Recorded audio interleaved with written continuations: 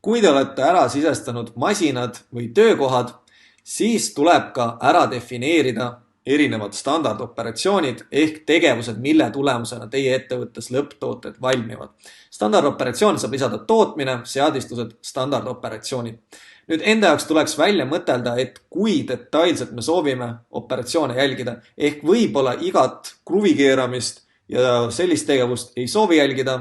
Näiteks me valmistame mingit raami, mis koosneb iseenesest saagimisest, puurimisest ja keevitamisest, kuid eraldi neid tegevusi me teada ei taha, vaid ma tahaks teada, palju kogu selle komplekti tegevuse peale aega läheb, siis tasuks ka operatsioon sisestada raami valmistamine. Sellepärast, et iga operatsioon, mis siin on ja mis hiljem siis struktuurile pannakse, on ka see, mille kohta töötaja peab raporteerima, et ma alustasin seda ja ma lõpetasin selle tegevuse. Nii et see tuleks kindlasti enda jaoks välja mõtelda. Nüüd võtame siit ühe konkreetse operatsiooni lahti, näiteks painutamise.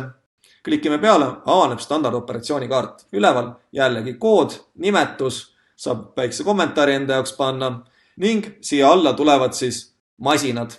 Iseenesest see on lingitud ka masinatega, et kui te masinate ja masinagruppide alt olete operatsiooniga ära linkinud, siis tuleb informatsioon siia üle, ehk siis topelt seda pole vaja. Antud juhul näeme ära, et antud painutamise operatsioon on seotud painutajate masinagrupiga. Lisaks veel saab siin operatsioonikaardil määrata ära, et kui raporteeritakse, siis pärast seda printakse välja etikett ning saab anda ka loa, et raporteerimise lõpus on võimalik lisada materjali.